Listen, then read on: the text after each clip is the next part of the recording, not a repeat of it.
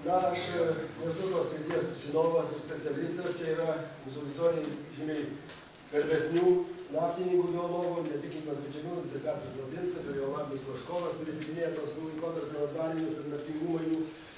Ir mano misija yra daugiausiai galbūt užgadančioji, suradinti apetitą, pasakyti kažkokią savo galbūt nuomonę, pabrėžti svarbiausius mano nuomonę dalykus, kuriuos reikia įvertinti, kuriuos reikia nukalbėti.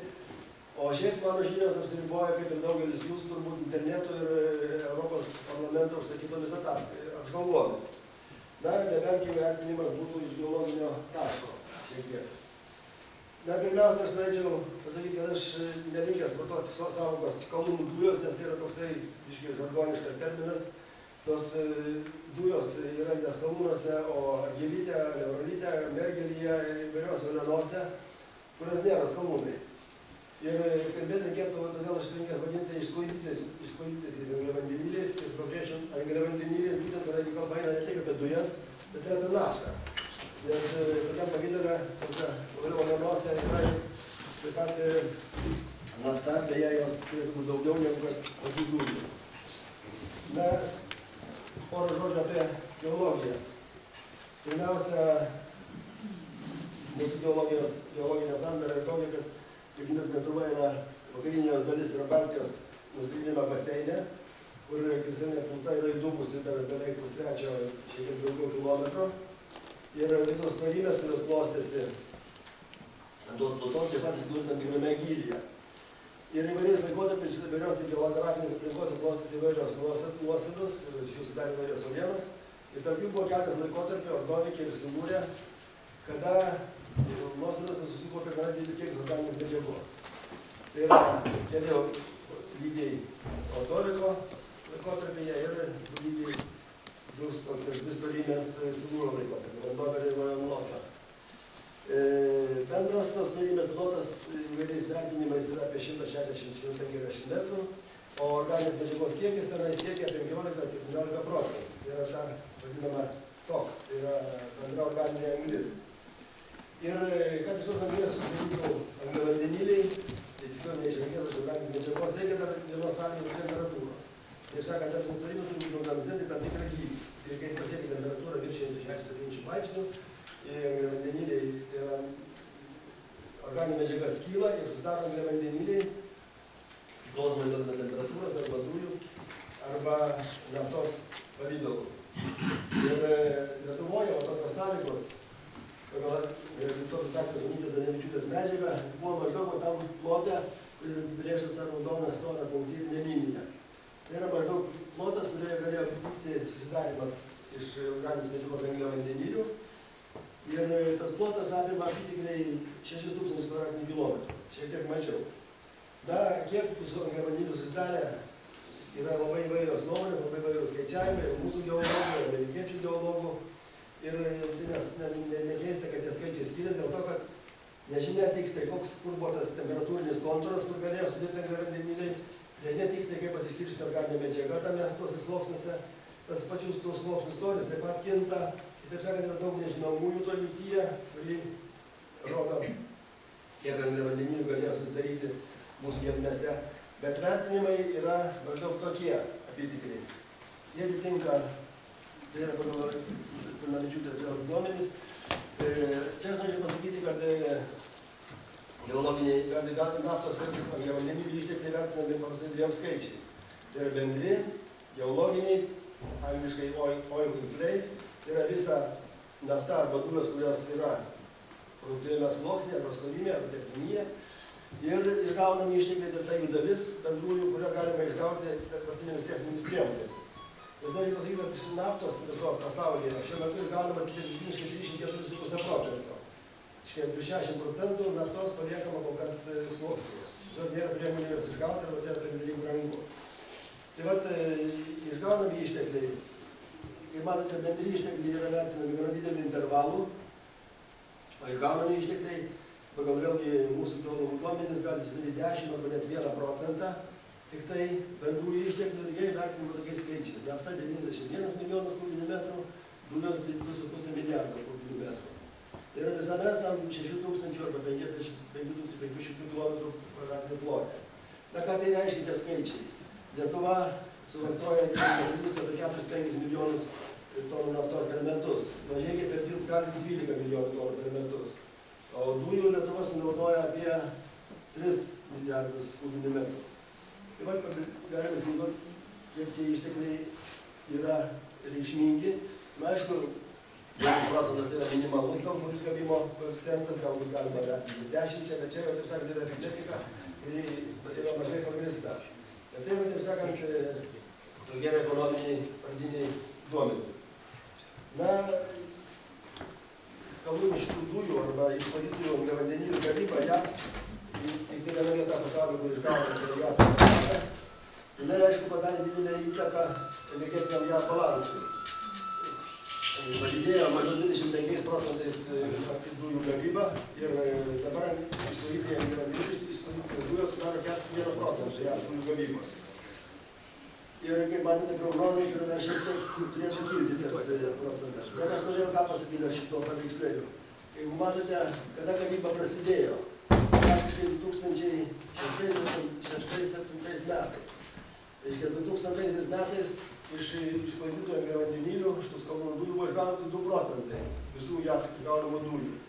2004 metais horizontalūs gręžiniai su hidroplėšimu sudarė apie 10 procentų visų gręžiamų dujų gavybai gręžinių JAV.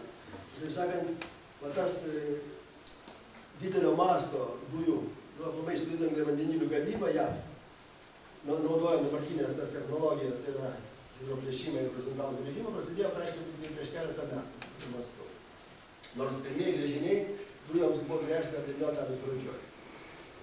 Ir aš norėjau tą pabrėžti dėl to, kad tai rodo, kad patirtis, pasekmių įvertinimas dar nepakankamai yra pagrįstas. Tai yra dar, taip sakant, daug, kad mes nežinome, nes čia kalba eina apie geologinius procesus, kurie yra lėti, kurie vyksta žemės gelmėse, sunku juos stebėti, sunku pastebėti, sunku įvertinti ir per ilgesnį laiką gali jie pasireikšti ir parodyti iš tikrųjų savo pastus. Kaip matote, sakykime, Marsalūzos plote, gręžinių kiekis, kuris gręžiamas kaip kyla. Matote, 2007 metais buvo gręžiami 27 gręžiniai per metus, maždaug šiuo metu apie 150-160 gręžinių gręžiami. Bet tas pakilimas įvyko per pastaruosius 7 metus. Taip sakant, patirtis JAV šitoje srityje yra labai nedidelė palyginus. Pagal laiką, aišku, pagal mastus. Na ir nepasakos, turbūt visi žinot mažiau principą šitos gavybos. Tai yra technologijos, yra 3 pagrindiniai komponentai. Pirmas dalykas tai horizontalus gręžimas, kuris leidžia gręžti horizontalius gręžinius ir dabartiniai giliausi gręžiniai horizontalūs siekia 10-11 km gylį. Tai Algaptų telkinys gręžinys, Sachalinė arba Omanė telkiniai, šitie gręžiniai yra po 12 km su viršum ilgio. 2 km vertikali sekcija, 10 km horizontali. Na, naftos išvalytų angliavandenilių paieškoms gręžime prastai gręžiniai. Iki 1,5–3 tūkstančių metrų horizontali sekcija. Ir Lietuvoje yra staknės, kurios gali gręžti apie kilometrą mūsų sąlygomis horizontalias sekcijas. Viso labo apie 3 km. Na ir antras momentas yra šalia horizontalų gręžimo, tai yra hidroplėšimas. Tai yra perforavimas gręžimo vamzdžių, padarant skylės, per jas yra pumpuojamas vanduo didžiulių slėgių, atitinkamai sukeliant tą slėgį. Vanduo praplėšia plyšius, į kurios paskui sueina smėlis, ir kad tas smėlis labiau giliau įslystų, yra tam tikros medžiagos, kurios padidina to smėlio skvarbumą, judrumą naudojimas, įvairios cheminės medžiagos. Tos medžiagos yra įvairūs duomenys ir jų yra skaičiuojami 750 ir daugiau net, bet kiekvienam atveju, kiekvienam gręžiniui naudojami 6-12 tokių medžiagų rūšių. Ir dar vienas labai svarbus momentas šitos gavybos technologijos yra tai, kad yra gavyba labai plačiau plataus masto. Tai yra gręžinys nuo gręžinės yra maždaug vidutiniškai per 1,5 kilometrą. Aikštelė nuo aikštelės. O iš vienos aikštelės gali būti gręžiama po kelis, net 11 gręžinių. Tai yra vadinami krūmai gręžiniai. O čia yra vokiečių duomenų gręžinys, kuris buvo išgręžtas Vokietijoje, toks bandomasis. Ir jūs matote, kad tie skrituliai, jie rodo suplėšytų uolienų nuotolį nuo gręžtuvės. Tai yra apie 100 metrų vidutiniškai. Nors atskiri plyšiai gali eiti 600 ir 700 metrų, kai kuriais atvejais plyšių zonose ir daugiau. Vidutiniškai manoma, kad yra apie 100 metrų į vieną ir 100 metrų maždaug į kitą pusę. Kitaip sakant, 200 metrų skersmens sfera aplink gręžtuvę yra maždaug sutrupinama arba suplėšama, kaip koks žodis, nežinau, tinkamesnis. Na va, ir dabar rimtas paveiksliukas jau žinomas, daug kontroliuojamas, netgi vos ne aplinkos ministerijos užsklandoje. Čia matote režimo aikštelės, kurios žemės paviršiai užima 4 hektarų plotą, bet po žeme jo gavybos plotas yra išauga 100 ir 1000 kartų. Tai yra, plotas po žeme gali siekti 250 hektarų ir 2500 hektarų. Dėl to, kad krūmai gręžiami į visas pusės, ir tikslas yra, kad kuo mažiau liktų tuščios, neprimtos, nesuplėšytos, neįgalintos dujų medžiagos. Na, tos aikštelės pagal savo apimtį visumoje, kadangi vien nuo kitos yra 1,5 kilometro, pagal Europos bendrijos duomenis, užima apie 1,5% viso paviršiaus ploto, to, kur vyksta gavyba. Na, ten iki 1,5%. Visi miestai, gyvenvietės, pramonės įmonės, keliai užima 4% Europoje. Lietuvoje turbūt šiek tiek mažiau. Tai yra gana žymi technogeninė apkrova paviršių. Ir tas suskaldymas masiškas didžiuliame plote uolienų yra irgi labai svarbi aplinkybė, nes jeigu mes paskaičiuosim 6000 km, tą 200 metrų storio storymę suskaldyti, tai gausime apie 1000 kubinių kilometrų suskaldytos uolienos. Ką tai reiškia, aš tiksliai pasakyti negaliu, bet manau, kad tai žymiai pakeičia, čia matote, tas šakos, yra apėmimas gavybos. Taip atrodo jau matyti paveiksliukai iš aukščiau, iš kosmoso, rodo tankį, šitų aikštelių išsidėstymo. Ir tos aikštelės, aš juos reikia kelis, 14, keliasdešimt galbūt net metų. Kiek jos reiks sunku pasakyti, nes gavybą gana staigiai krenta. Iš vieno gręžio, jeigu aš noriu gręžęs, arba noriu priešinių daryti. Tas tankumas darbų ir apimamas apkrova aplinkai yra vienas iš tokių būtinų technologinių ypatybių. Na, aš jau minėjau, kad didelė storinė yra pažeidžiama. Pažeidžiama pirmiausia jos fizinės savybės, antras dalykas, jie tenai prieina medžiagų, įvairių smėlio ir cheminių medžiagų ir koks gali būti pasekmės šitų pasikeitimų, tai dar sunku įvertinti. Bet aišku, kad atsakas į įtampas, o žemės pluta visą laiką veikiama įtampas, pasikeis, įtampų balansas irgi pasikeis. O tai gali sukelti žemėdrebas, kaip jūs matote, čia ūtė. Nes įtampos laukas ir ūkiuose dūrės gali leisti vienas poslinkiai. Ir žemėdrebų paprastai yra dažna tokio proceso pasekmių. Aplamai galimi padariniai, aš taip svarbiausiai paminėjau, tai yra lauko jų pasikeitimas, kad išskirstimo plutoje, žemėdrebos, skarbumo padidėjimas to pažeisto sluoksnio ir iš to seka taršos skirtimo pavojus. Na, dėl žemės drebėjimų, žemėdrebų. Žemėdrebos ten gali būti kelių rūšių. Ir natūraliai, kad žemėdrebos daug plėšimo. Jo metu, neaiškiai dienai, vyksta mikroseisminiai įvykiai. Jūs matom, čia tie mėlyni taškai, tai yra seisminiai įvykiai. Dideli smūgiai požeminiai, kurie atsiranda plėšant dienas ir jie yra fiksuojami gana jautria aparatūra. Žmogus tų smūgių nejaučia, tai yra galbūt 1,5-2 stiprumo pagal Richterio skalę. Bet jie rodo, kaip veikia hidroplėšimas. Pagal tos duomenys kontroliuojama kiek efektingas atvešimas. Tai yra vienas iš tokių, kaip sakant, žemėdrebų rūšių. Antra žemėdrebų rūšis tai yra tada, kada medžiagos įeina į lūžius. Jeigu jis puojas vandenį lūčiai citata, jis gali praslysti skelbamą žemėdrebą. Čia yra citata iš JAV spaudos. Ir tai suprantama, kadangi tos cheminės medžiagos yra naudojamos, jos yra tikslas yra sumažinti sankabumą sluoksnių, kad įterpti smėlį, bet to pačiu jos gali sumažinti dujų sankabumą ir tas praskleidimas gali sukelti žemės drebėjimus. Ir paprastai tiesa tokie žemės drebėjimai vyksta JAV tada, kada yra supumpuojamas atliekos į žemės gelmes, nes kaip mes matysim vėliau, jie tam techninį vandenį, techninį skystį laidė dažnai sluoksniuose. Ir tai sukelia žemės drebėjimą. Bet gali būti sukelti žemės drebėjimai, kurie kaupiasi natūraliai Lietuvoje, dėl įtampų, kurios yra plutoje, ir tie žemės drebėjimai gali įvykti Lietuvoje, kaip įvyko prieš keletą metų, kaip Karaliaučių žemės drebėjimas, iki 5 stiprumo pagal Richterį. Ir šitie procesai, arba gavimo, gali tos žemės drebėjimus paspartinti. 5 tai jau yra gana žymus žemės drebėjimas, kurį jaučia žmonės, kuris sukelia padarinius, ir Karaliaučiaus žemės drebėjimą, žemėdrebas sukelia apie 10 milijonų litrų.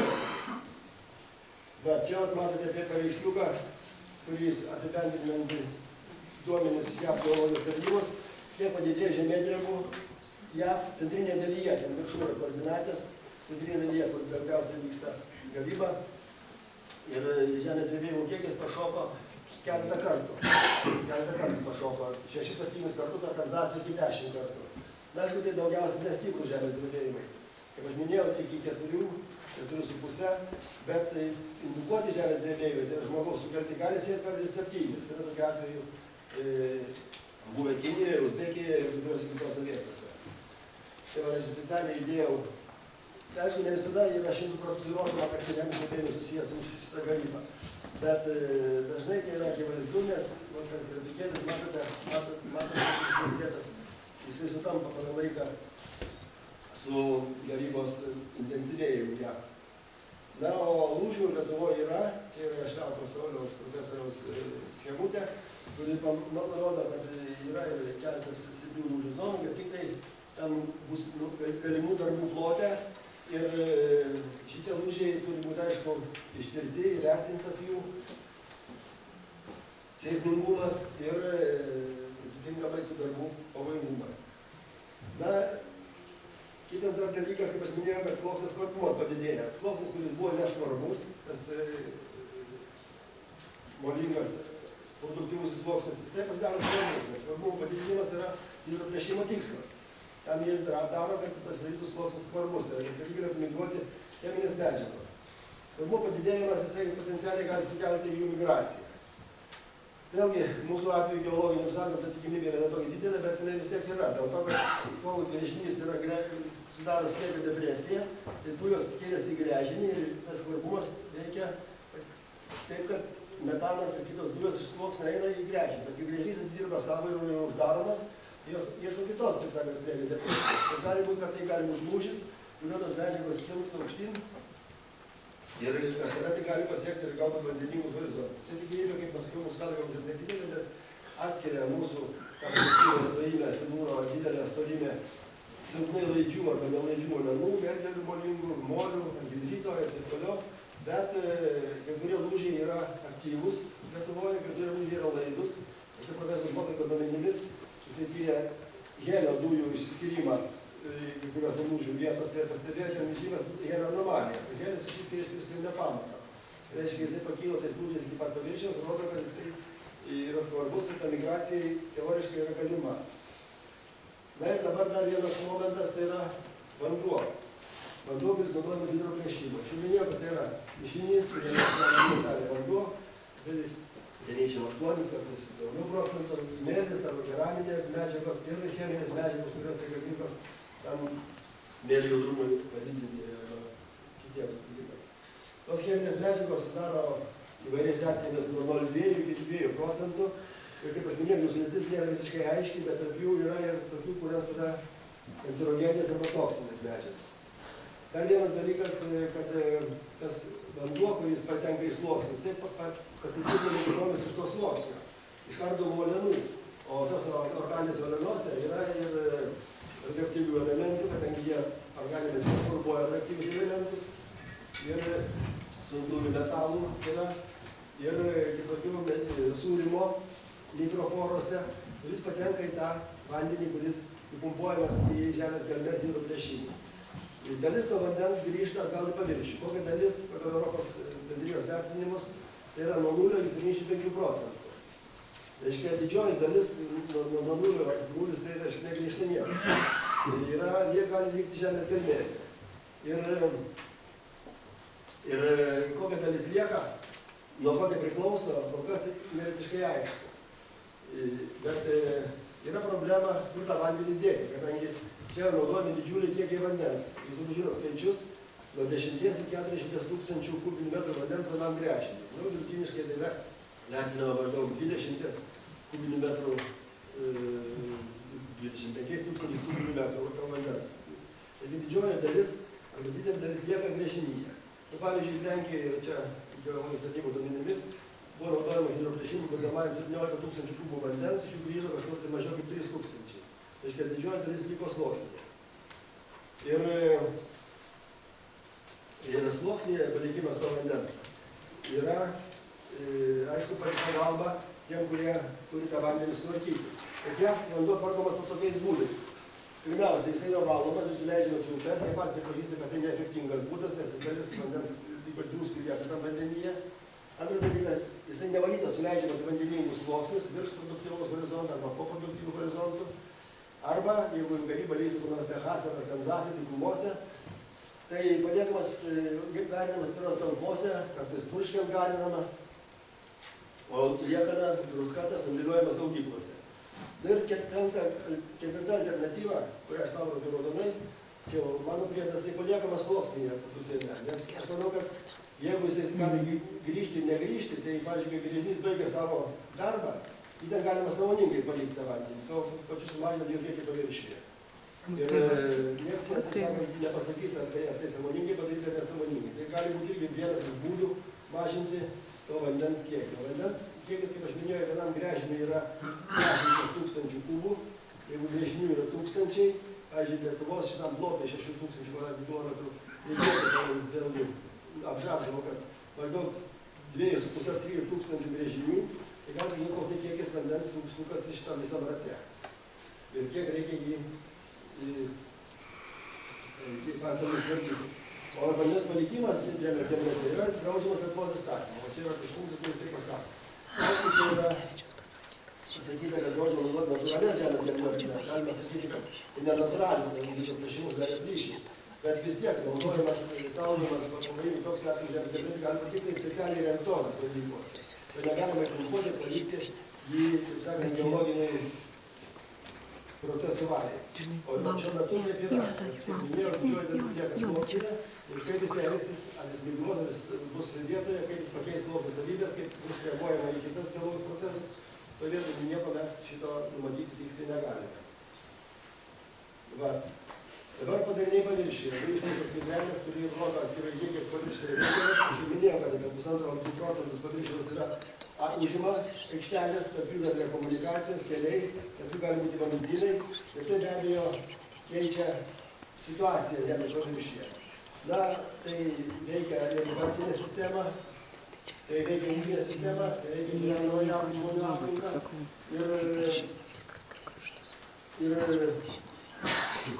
tai be abejo blogina padidina technogeninę apkrovą, nes kaip bebūtų, ne viską žemė gali būti užsibuota, žemė lieka, karkas žemė lieka, sandėliuotas dirvožemis irgi gali prarasti savo produktyvumą ir aplinkos kokybė gali blogėja, bet to naudojami ištekliai, tas pats vanduo, kažkur žūtimamas, hidroplėšimų, ta pati žemė naudojama, ta pati medžiaga žvyras, sakykime, skalda keliams naudojama, nu tai galbūt ir gerai, bet vis dėlto mūsų ištekliai žemės galimybė nėra begaliniai. Ir jos reikia naudoti racionaliai.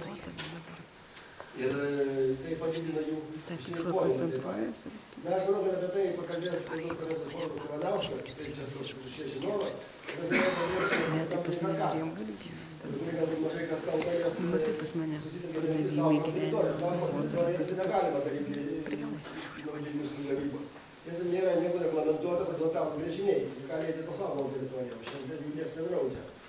Bet be saugomų teritorijų yra tas gamtinis karkasas, kuris yra irgi saugoma teritorija, saugomas tinklas, saugomas elementas aplinkos, jisai yra bendrojo šalies plano dalis, jisai yra saugomas aplinkos saugomų teritorijų įstatymą ir kitas, ir pat šitas, taip sakant, tinklelis, jisai be abejo karkasą pažeidžia. Ir tas pažeidimas, mano supratimu, taip pat pažeidžia ir tos įstatymus, kurie saugo karkasą. Va, čia tas gamtinis karkasas įvairiais palydovais, tai detalizuotas, matot, tai yra ir geologinės takosferos ir migracijos koridoriai, vidinio stabilizavimo arealai, kiti elementai, kurie nesiderina su tokio masto gavyba, kaip yra numastoma. Dabar nauda. Nauda, dėl kurio visi tie dalykai gauname. Aš jau išteklius įpaminėjau, jie gana yra rimti, gana solidus, 28 milijonai kubinių metrų dujų, tai yra gana daug. Bet taip, kad apsirūpinimas dujomis ir energetinė priklausomybė, žemės kainos, žemesnės kainos dujų pajamos, bet mokesčius ir darbo vietos. Galbūt galime daugiau ekonominių privalumų surasti. Bet pirmiausia, šitie visi regionų iš tikrųjų atėčiau didelį riebų klaustuką. Dėl to, kad pirmiausia, dujos ir nafta išgauta priklauso išgavėjai. Šitą firmą, kuri išgaus, jinai bus šeimininkė to savo produkto. Ir jinai galės jį parduoti Lietuvoje, galės parduoti ne Lietuvoje, galės parduoti kam nori. Ir kokią nori kainą. Ir be abejo, gavyba Lietuvoje, kurie, sakykime, prasidėtų anksčiau negu kitur, jinai kainų nenumuštų. Jeigu gamintų dujas ir gautų Ispanija, Prancūzija, Vokietija, Lenkija, Ukraina ir Lietuva tame tarpe, tai aišku, tada bendrai kristų kainos dujų Europoje. Bet dėl Lietuvos gavybos kainos nekris. Kitas dalykas yra tas, kad išgavėja, bet tai Chevronas ar kas nors kitas, jis suinteresuotas parduoti dujas ir savo produkciją kuo brangiau. Ir aš neatnešiu visada, jeigu parduos tą pačiam Gazpromą. Ir šiek tiek didesnė kaina negu Europos siūlo, bet mažesnė kaina negu Gazpromas parduoda Lietuvoje. Gazpromas užsidės dar tą procentą, kuris visada uždeda mums. Ir tas kainos gali ir nenukrysti Lietuvoje. Ir tas apsirūpinimas dujomis taip pat gali būti labai konsoliduotiškas. Todėl, kad, kaip aš minėjau, dujų gavyba, jinai gana greitai krenta. Šitie grafikėliai iš gana naujo žurnalo Nature straipsnio, jie rodo, kad maždaug per metus nukrenta gavyba per pusę apytikriai. Jie negręžiami nauji gręžiniai. Ir praktiškai visi pagrindiniai gavybos plotai, išskyrus Marsalūzos apatiniai diagramą, jie arba išėję į plato, yra gavyba stabilizavosi, arba gavyba krenta. Taip sakant, reikia papildomų nemažų pastangų tą gavybą iškeisti. Todėl gavyba Lietuvoje riboto teritorijoje, Marsalūzos plotas yra 260 tūkstančių kvadratinių kilometrų. Tai yra kelis kart daugiau negu Lietuva. Ten yra vietos suplėsti gavybą. O čia Lietuvoje galimybės yra ribotos ir mes labai ilgai to gavybos neišlaikysime. Pakankamais kiekiais, pakankamais tūriais, tam, kad apsirūpinti, netgi jeigu bus palankiausias sąlygas, mūsų gavybos galėjo, tai ties ištekliai. Vis tiek reikia ieškoti tokių papildomų resursų. Vis tiek, tai sakant, vien ir parduoja, mes savo energetinės nepriklausomybės ko gero neįtvirtinsime. Dabar mokesčiai. Mokesčiai yra jau nesureguliuoti. Šiandien daugiau dujų ir naftos mokesčių įstatymą yra slystantis karą. Kuo didesnė gavyba iš telkinio, tuo didesnis procentas. Mokėti priklauso valstybė. Valstybė gauna procentą nuo pardavimo kainos. Bet kas yra telkinys, čia pasakyti, gavyba iš telkinio per metus. Kas yra telkinys, šiuo atveju iš politinio gyvenimo atveju neapibrėžta. Tai gali būti vienas gręžinys, viena aikštelė arba visas plotas gavybos. Ir aišku, kad, sakykime, išgavėjas suinteresuotas kuo mažesnį objektą vadinti gręžinį, kadangi ten jis gauna mažesnį kiekį dujų ir gali būti, kad iš viso vieno gręžinio jis mokės po 2 procentus Lietuvos biudžetą ir tai bus visų žmonių pajamos iš šitos gavybos. Gal taip nebus, bet šiai dienai tą klausimą niekas neatsakė, tai nėra techninio apibrėžimo, jokiam teisiniam dokumentam išvalytųjų dujų. Ir aišku, yra kiti dalykai, kaip pajamos, kaip darbo vietos dar, bet tai yra pramonė, kuri nekuria ypatingai daug darbo vietų. Aišku, darbo vietų padaugėtų, atsirastų, bet jos vėlgi gali būti laikinos dėl šitų grafikų. Ir tai nebus tokia didelė galima pasiūla, kaip galima tikėtis, nes, kaip aš minėjau, tai yra ne tos rūšies pramonė. Ir gali būti, kad mes, taip sakant, atsidūrsime tokioje padėtyje, kaip šitie dalykai su savo ekonominiais. Čia yra karikatūra iš Britų spaudos, ne iš amerikiečių. Nes amerikiečiai mat gauna daugiau pajamų iš visos dėl to, kad jie priklauso žemė gendas dalis produkcijų. O Britai turi tokius atvejus kaip mes. Na ir vat, galiausiai, taip sakant, vertinant, aš galėčiau pasakyti tokius pirmiausia svarbiausius dalykus. Tai pirmiausia, naudojamos technologijos pažeidžia Lietuvos įstatymus. Tai aš turiu galvoje laidojimas ir karkas, ir dar kurios kitos. Antras dalykas, nėra įvertinti išsklaidydami vandenilių gavybos nuostolingi padariniai ir pavojai aplinkai ir žmonių sveikatai. Prieš skelbiant konkursą 11 metais buvo sudarytas SPAVas, tai yra strateginis poveikio aplinkai vertinimas. Bet tas SPAVas buvo padarytas tik tai pagal analogiją su dabar veikiančiomis naftos verslovėmis. Dabar naftos verslovės, kurios veikia Vilniaus naftoj, Geonaftoj, Manifolde, jos veikia labai senai ir jos iš tikrųjų naudoja tą hidroplėšimą ir horizontalų gręžimą žymiai mažesniais mastais, negu šitas pramonė, apie kurią mes čia dabar kalbam. Bet paprastas, neįvertina visiškai poveikio aplinkai, būtent to didžiulio masto hidroplėšimo ir horizontalų gręžimo naudojančios pramonės. Todėl praktiškai tas poveikis aplinkai šiai dienai nėra įvertintas.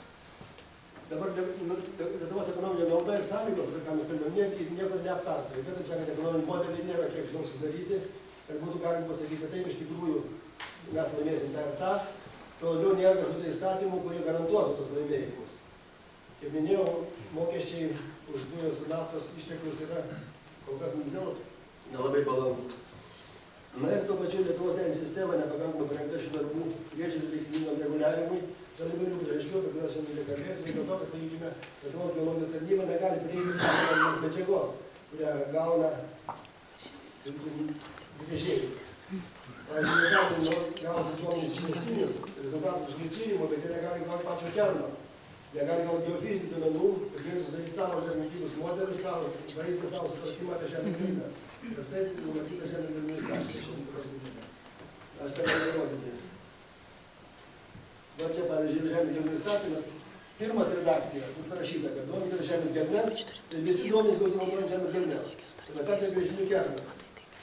O dabartinis įstatymas sako, kad duomenys apie žemės gelmes, tai duomenys apie gręžinių kerną. Ne pats kernas. Geofizika čia negalima iš viso. O nuo to, kaip apibrėžiami duomenys, priklauso, kas tiekiama į valstybinę geologijos informacijos sistemą. Kiekvienas vadovas privalo nemokamai teikti Lietuvos geologijos tarnybai nustatytus duomenys. Bet kas tai duomenys, jau išsakė iš 3 straipsnio. Na, kitaip sakant,